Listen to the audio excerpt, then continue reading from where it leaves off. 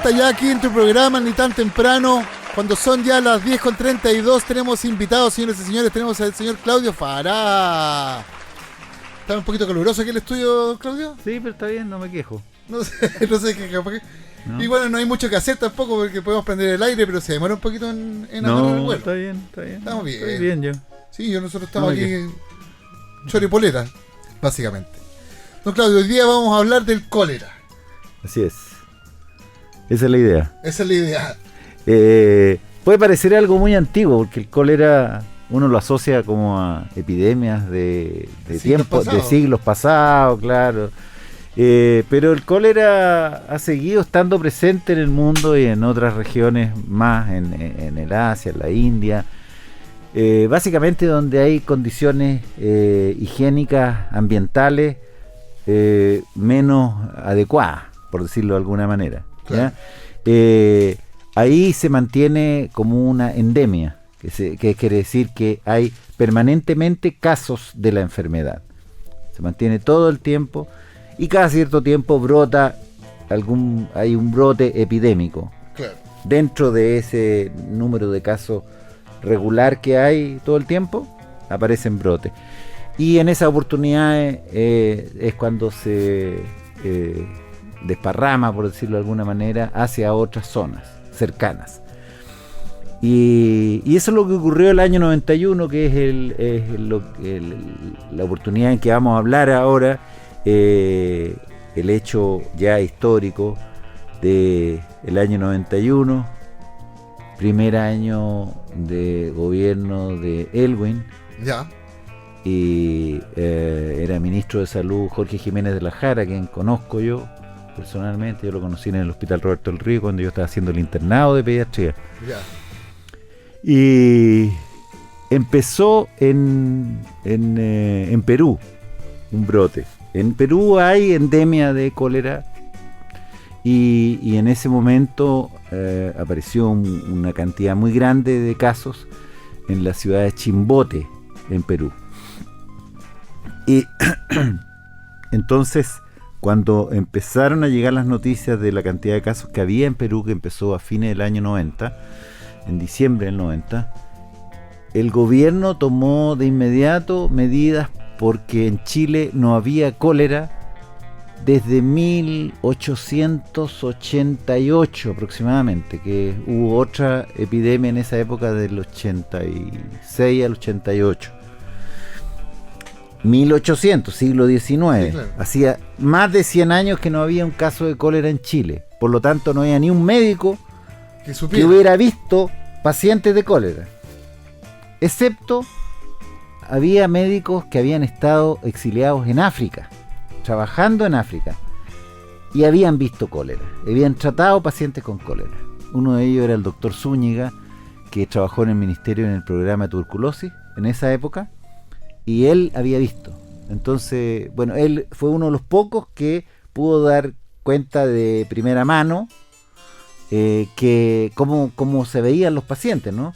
Bueno, igual hay información relevante que se podía recoger.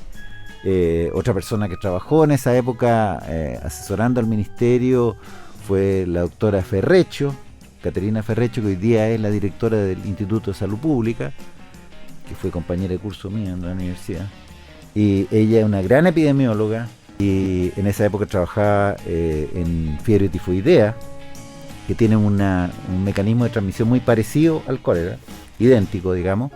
Entonces ella había hecho muchos estudios epidemiológicos sobre tifoidea y entonces también asesoró al ministerio, en fin, y se formó una comisión antes que llegara ni un caso a Chile.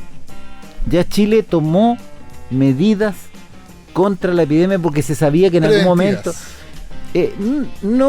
claro, de alguna manera preventivas de que no se extendiera demasiado la epidemia en Chile, pero se sabía que iba a llegar inevitablemente, porque la cantidad de viajeros que había desde Perú a Chile era mucha y siempre siguen habiendo, ¿ya? Entonces, sobre todo por el norte, se sabía que iba a entrar la epidemia, entonces, se tomaron medidas múltiples, se estableció esta comisión, y esa comisión se subdividió como en 3 comisiones, qué sé yo, en subcomisiones, y tenían distintos temas que trataban, ¿ya? Entonces se preocuparon de muchas cosas. Una de las cosas era el control de las aguas, porque el cólera se transmite a través de las aguas. Por bacterias, ¿no?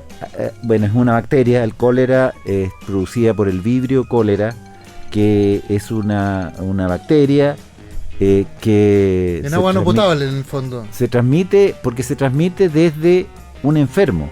Un enfermo contamina, elimina sus deposiciones a unas aguas a través de algún sistema, y si esas aguas van a un curso superficial, y esos cursos superficiales, un río, un estero, riega hortalizas que crecen a ras de suelo, esas se contaminan y las personas adquieren la enfermedad por esa vía, porque se comen las hortalizas crudas sin lavarlas adecuadamente, y de esa manera adquieren la enfermedad. O sea, la enfermedad requiere de un enfermo en alguna parte antes. Una cadena, claro. Exactamente. Entonces, por esa razón se tomaron medidas para controlar el riego de hortalizas. Y ahí hay un primer problema, que es muy interesante, porque la gente que cultivaba hortalizas en el Valle del Maipo, regados con aguas del Mapocho, a donde iban todos los alcantarillados, iban al Mapocho, ¿ya? Entonces, ellos tenían servidumbre de aguas servidas. Yeah. O sea, tenían título de propiedad, por decirlo así, de aguas servidas, que garantizaba que eran aguas que traían fertilizantes naturales, por decirlo de alguna manera, ¿no? Entonces, no por nada, tenían desde mucho tiempo servidumbre de agua servida. Y fue un problema para poder quitarle esa servidumbre, porque no podía ser, ¿no? Entonces, bueno, se les obligó, ahí en esa época pasaron rastras por todas las hortalizas que estaban sembradas, antes que hubiera un solo caso en Chile, ¿eh? Tomaron medidas drásticas. Salieron en la primera página de los diarios los tractores pasándole rastra a las hortalizas que estaban regadas con aguas del Mapocho. Y, o sea, era una medida súper drástica, ¿ya?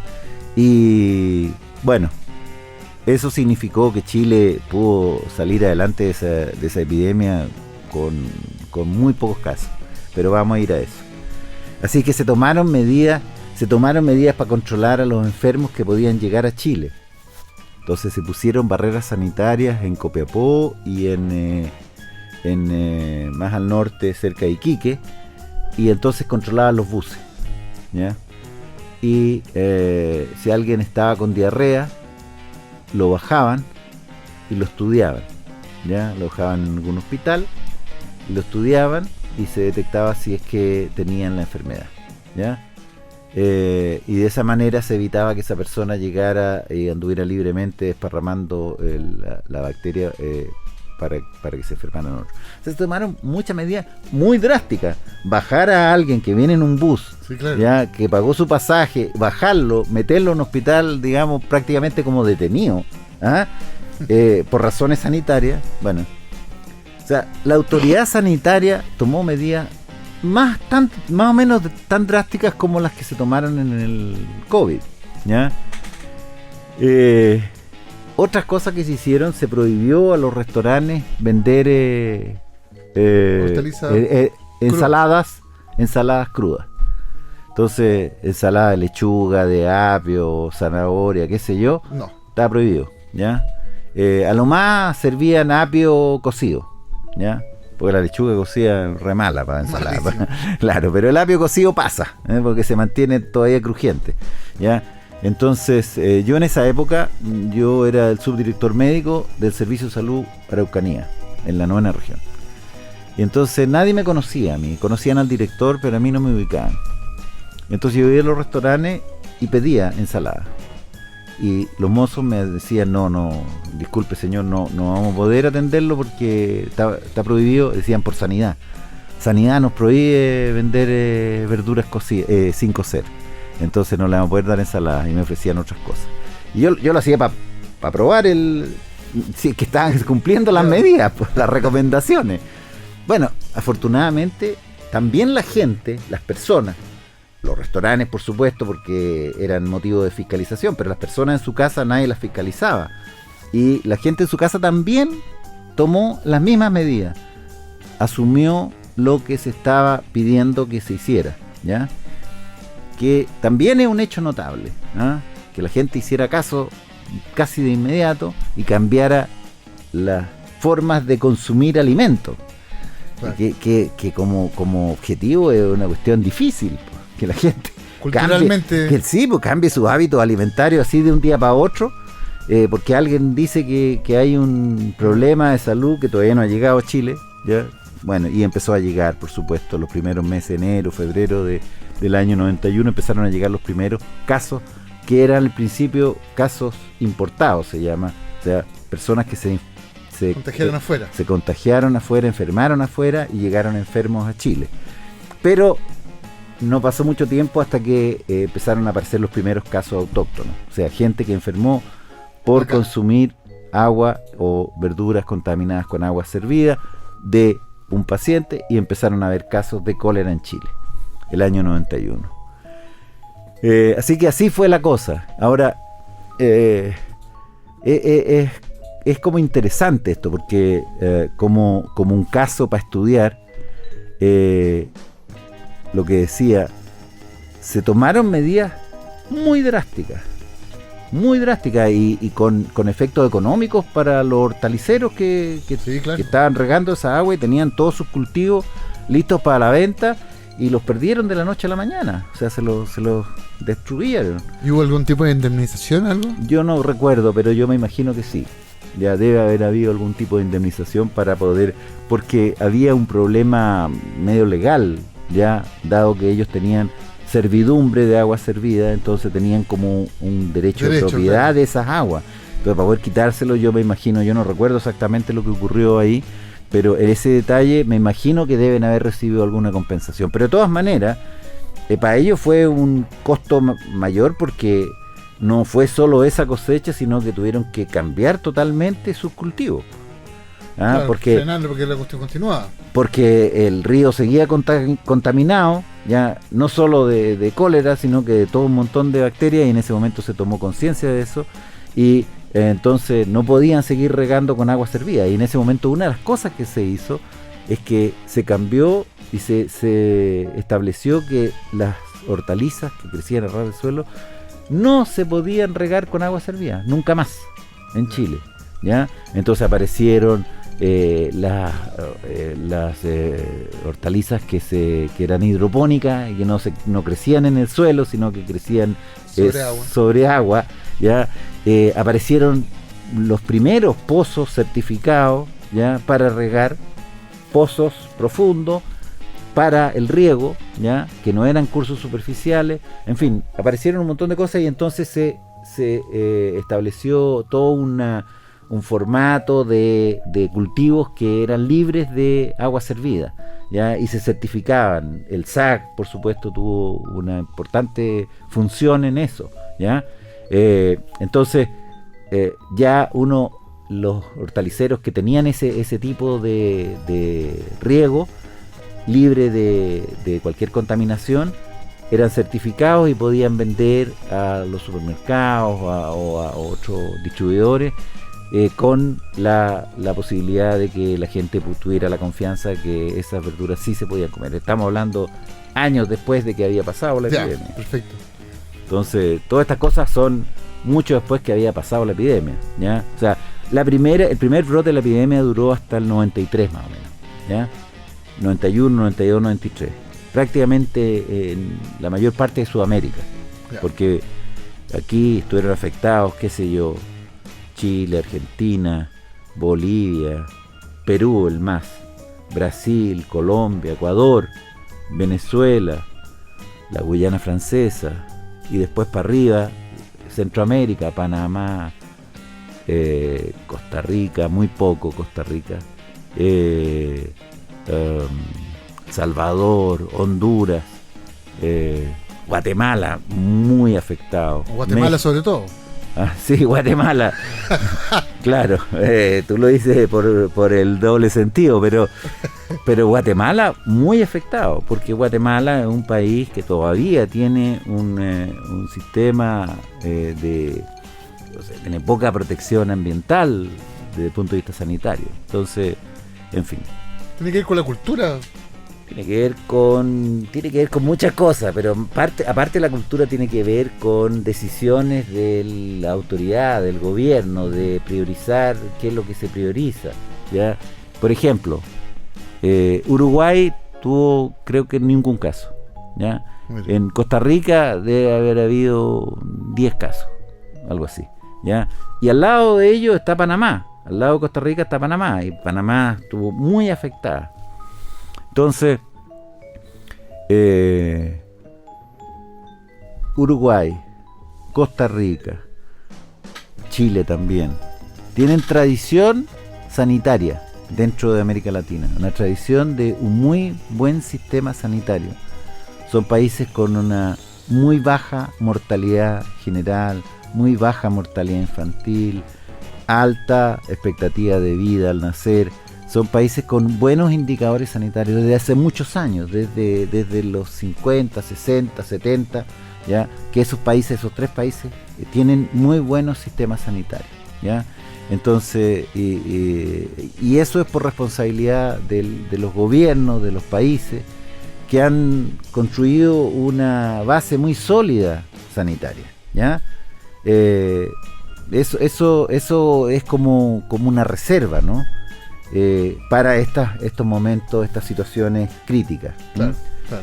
En esa epidemia, nosotros, por estar más cerca de Perú, que fue el foco principal, en Perú, en esos 3 primeros años, 91, 92, 93, 650.000 casos de cólera, con miles de muertos.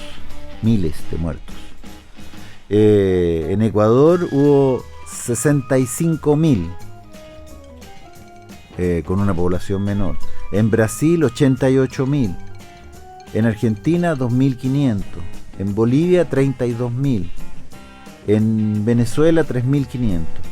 ¿Ya? En Chile, en esos 3 años, 146 casos. Poquito. Comparación con, digamos. Por supuesto.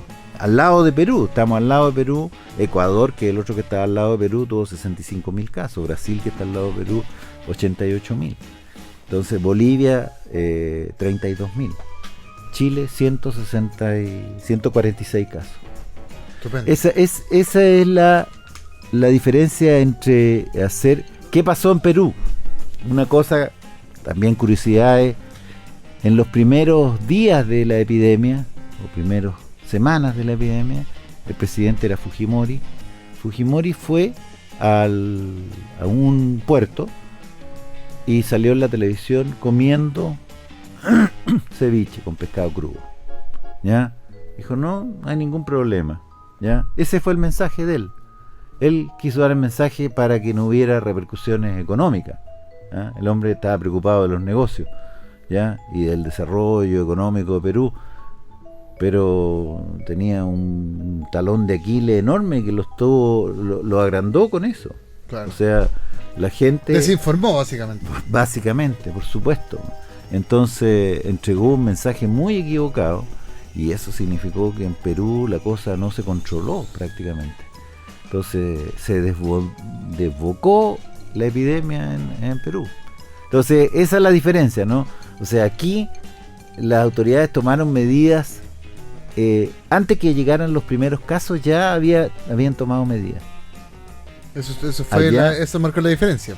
Sí, pues, entonces allá no tomaron medidas al principio, todo lo contrario, dieron mensajes equivocados, dieron mensajes que eran hacían correr riesgo a la gente consumiendo, porque el pescado llega, el agua de los ríos llega al mar y se contamina. Si lo pescan en el mar puede estar contaminado, si lo pillan en río con mayor razón. Oiga, ¿y el cólera existe hoy? Existe todavía en el mundo, sí. Sí, ¿ya? En África, en Asia, en países, claro, con temperaturas altas, las temperaturas más bajas hacen caer la frecuencia. La cantidad de bacterias, ¿no? Tiene claro, que ver con la cantidad de bacterias. Exactamente, pero todavía existe. Yo no tengo datos de qué es lo que pasa en Perú. En Chile no tenemos casos, ¿ya? Pero ha habido casos después porque esta epidemia duró aproximadamente hasta el 98 en Sudamérica, ¿ya?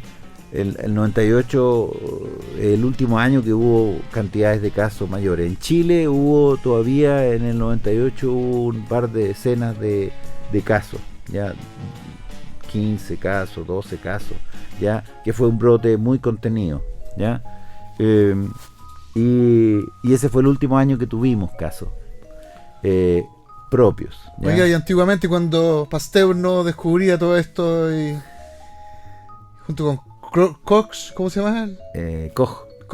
Cuando no descubrían las bacterias y todo eso, ¿qué pasaba con el cólera en esa época? Bueno, la gente se enfermaba y como no se sabía de qué venía, ya la gente no le echaba la culpa a cosas muy curiosas. Arbitrarias, claro. Claro.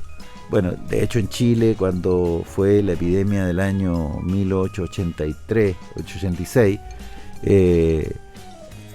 la gente en Curicó, creo que fue, asaltaron una botica que ofrecía un remedio para el cólera, un tónico para el cólera, y dijeron que esa era la culpa del cólera. O sea, el remedio probablemente no servía para un carajo, pero tampoco era la causa. Claro. Bueno, destruyeron esa botica. Relatos de la época dicen que cuando se fue la gente, había como 1 metro de piedra dentro de la botica. Oye, lo que es la ignorancia. Sí, pues. Entonces la gente le echa la culpa a cualquier cosa, ¿ya? Y cuando no se sabía de dónde venía, la gente le echaba la culpa a lo que fuera, ¿no? De hecho, porque la teoría bacteriana surgió en 1850, por ahí, ¿no? Con Pasteur. Pero en 1840 él llevó la teoría a la Academia de París, que era la academia de ciencias más reputada de la época, y un opositor a él, que era un científico entre comillas, ¿no? Igual que Pasteur, él decía que eso eran patrañas, que no habían bichos en el agua. ¿Cómo van a haber bichos en el agua? Claro, que si entonces miraban el agua, no, aquí no hay nada. Bueno, y Pasteur llevó un frasco de aguas contaminadas. Dijo, no, estas son patrañas. Y el gallo se tomó el agua. Y para desgracia de Pasteur no le pasó nada. Eso significó 10 años de retraso en el conocimiento científico, porque hubo un jetón que tenía cojones y se atrevió a tomarse. Se atrevió a tomarse esa agua que este loco de Pasteur decía que tenía bicho, ¿ya? Y se la tomó y no le pasó nada. Y entonces significó que se desacreditó la teoría hasta que, bueno, después él trajo otras evidencias y pudo llevar adelante la demostración y que las bacterias sí existían, ¿no? Así que así son las cosas. La gente en otra época le echaba la culpa a cualquier cosa, a maldiciones, a los brujos, a cualquier cosa, ¿no? Claro. Oye, ¿qué conclusiones podemos sacar de estos casos? Bueno, una cosa es que, como decía antes,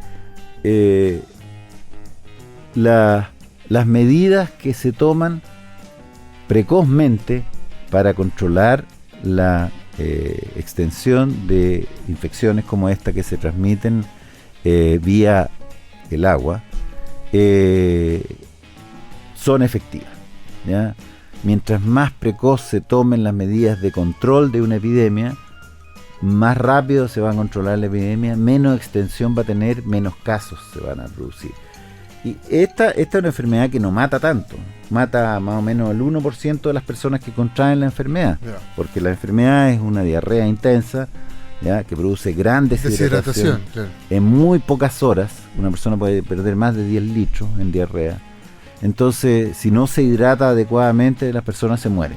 Sin tratamiento en un centro hospitalario o en algún centro cualquiera de salud, de atención, que le puedan poner suero, digamos, la persona se muere. ¿Ya? No, la persona no es capaz de tomarse esa cantidad de líquido, ¿ya? Y además la enfermedad también produce vómitos. Entonces, no pierden líquido por todos lados. Entonces, claro. Eso es una cosa, ¿no? O sea, tomar medidas precoces para evitar la extensión de la enfermedad y la mayor cantidad de enfermos es conveniente. La otra cosa que ocurre en este caso es que el aparato sanitario chileno había construido un prestigio que llegaba a la ciudadanía, a la población, con credibilidad, ¿ya? Y eso se construye en mucho tiempo. No es una cosa que surge así de repente y alguien ya le dice a la gente que haga algo y la gente ya, listo. Tiene una epifanía, claro. Claro, no, po.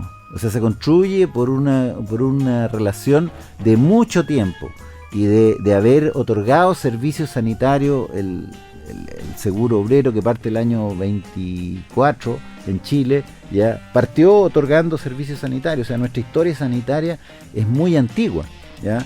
Y consistente, además, que se traspasaba a gobiernos de un signo a otro y no había grandes cambios, ¿no? O sea, durante la dictadura ocurrieron grandes cambios en el país, así drásticos, ¿no? Uh-huh. Venta de empresas del Estado, qué sé yo, en fin, muchas privatizaciones, pero el sistema sanitario se mantuvo prácticamente igual. Exacto. Básicamente, ¿no? Claro. Lo único que se le pasaron a las municipalidades, los centros de atención primaria, se dividieron el Servicio Nacional de Salud se dividió en 29 servicios, pero básicamente el sistema de atención se mantuvo más o menos igual, ya desde las postas rurales, los consultorios, los hospitales rurales, los hospitales más grandes. Hubo restricciones, hubo intentos de disminuir el gasto de los hospitales públicos, hubo intentos fallidos de privatizar el sistema público de salud en el Servicio de Salud Central, Metropolitano Central. Hubo una corporación que quebró como 3 veces, una corporación privada, porque dijeron los privados también pueden hacer esto de buena manera. Entonces no resultó, ¿ya? Y seguimos teniendo más o menos la misma estructura que teníamos en los 70, ¿ya? Con un sistema de servicios de salud a lo largo de todo Chile, dividido en servicios de salud, pero el sistema de atención no ha cambiado grandemente. Bueno, más recursos, más equipamiento, más cosas, pero la base es más o menos la misma y es sólida, ¿ya? Y es creíble para la gente, ¿ya? Entonces aquí se anuncia que va a empezar una campaña de vacunación y la gente va y se vacuna. Claro, estamos ordenaditos. Sí, exactamente. Y eso sirvió en ese momento, ¿ya? Entonces la gente confió en el mensaje de la autoridad sanitaria, ¿ya? Que fue drástico, que indujo cambios importantes en la conducta de las personas. Y la gente confió, hizo caso, y la epidemia se controló muy bien. Claro. Oiga, última pregunta. ¿Por qué es importante hablar de este tema a esta altura del partido? Bueno, porque las cosas que ocurrieron, por ejemplo, con el COVID, ¿ya? Son relevantes los aprendizajes de la época del cólera para lo que se hizo con el COVID, ¿ya? De tomar medidas drásticas, de mandar mensaje a la población, tomar medidas como cerrar los restaurantes, ¿ya? Con un costo económico grande. Muchos negocios no soportaron eso y se terminaron, ¿ya? Medidas muy drásticas, pero con la finalidad de evitar daños en salud, muertes importantes. Entonces, esa es una cosa. Lo otro que nosotros tampoco nos damos cuenta ahora, pero el controlar el cólera en los 90, junto con controlar el cólera, que fue una bacteria que se introdujo en ese momento, después de 100 años que no había cólera en Chile, pero había bacterias que sí existían en ese momento y que se transmitían de la misma manera, como decían antes, la fiebre tifoidea, ¿ya? O la hepatitis A, ¿ya? Que al controlar el cólera se fueron para abajo la frecuencia de esas enfermedades también. Yo fui director del hospital de enfermedades infecciosas un tiempo, ¿ya? Y me permití buscar los casos de fiebre tifoidea que tenía el hospital en esa época que yo era director. Y vi cuántos casos tenía en los años 70, cuando yo estudié medicina, ¿ya? Y en esa época, al año, había hospitalizados, que no se hospitalizan la mayoría de las fiebre tifoidea, se tratan en la casa, pero había 300 hospitalizaciones al año de fiebre tifoidea en el hospital de enfermedades infecciosas. 300. ¿Cuántas había al año cuando yo era director? 3 al año. Mire. Esa es la diferencia. ¿Y eso qué lo produjo? El cólera. El manejo del cólera en Chile y todas las restricciones que se impusieron en ese momento hizo bajar brutalmente la prevalencia de infecciones por agua servida, pues, claro, bueno, por eso, porque es el mismo mecanismo, la misma vía de transmisión. Claro. Entonces prácticamente desapareció la fiebre tifoidea y que es producida por la Salmonella typhi, y desapareció también prácticamente la hepatitis A, el virus de hepatitis A que se transmite por la misma vía, entre otras vías, ¿no?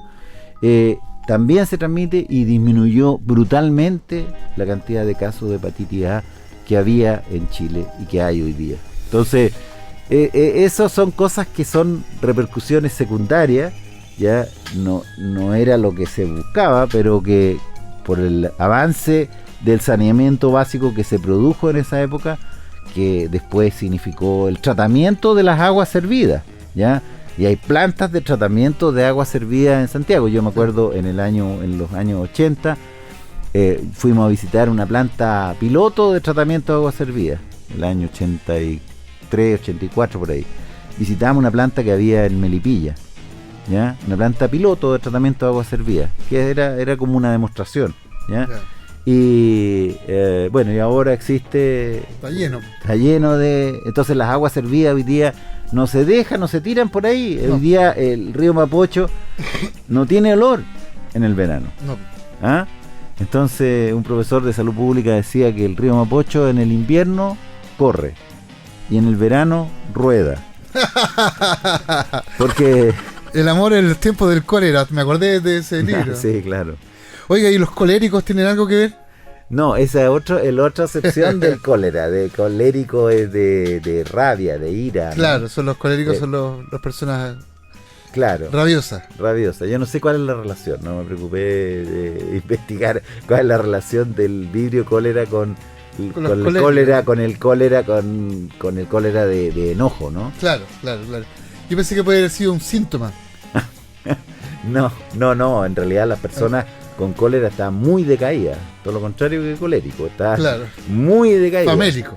Claro, están muy decaídas, pálidos, sin ánimo, o sea, no. O sea, las personas se morían en poco tiempo, en realidad, cuando no se trataban los casos, se podían morir en horas. Mira. O sea, era muy grave. Estamos acá con el doctor Claudio Fará compartiendo una mañana interesante hablando del cólera y la extinción de esta enfermedad que daba muerte a las personas que la contagiaban. No se ha extinguido el cólera, pero en Chile no tenemos casos desde el 98, creo que después en 2000 o 2002 ha habido algunos casos, pero son todos casos importados. Gente que viene enferma desde otro lado, pero como estamos preparados ahora, en esa época, imagínense, el año 91 nadie hacía pruebas de laboratorio del cólera, entonces hubo que reflotar, y había afortunadamente en el Instituto de Salud Pública había un cepario de cepas, ¿no? Y entonces encontraron cepas de vibrio cólera, y entonces con eso hicieron pruebas fabricaron las pruebas para detectar la bacteria. Ya, entonces, sí. Y eso se distribuyó a lo largo de todo el país, ¿ya? Y el ISP, el Instituto de Salud Pública, hacía la confirmación de los casos. Se detectaban en un hospital en alguna parte de Chile, y esas muestras iban al Instituto de Salud Pública y se confirmaban los casos. O sea, todos los casos de Chile son casos confirmados con la prueba de laboratorio. Perfecto. Oiga, se nos acabó el tiempo, doctor. Ya. ¿Qué canción va a poner el día de hoy? Vamos a poner una canción de el maestro Óscar Arriagada. Mire, qué maravilloso. Maestro de la guitarra, le damos las gracias, doctor, por venir esta vez, y todas las veces que usted quiera. Usted sabe que esta es su radio. Muchas muy gracias. Interesante la conversación. Oye, yo quiero terminar saludando a la radio, porque me soplaron que cumplían 2 meses de transmisión hoy día. Así que muchas felicitaciones a la radio. Muchas gracias. Es un gusto estar acá. Un gran aporte, ya lo dije antes.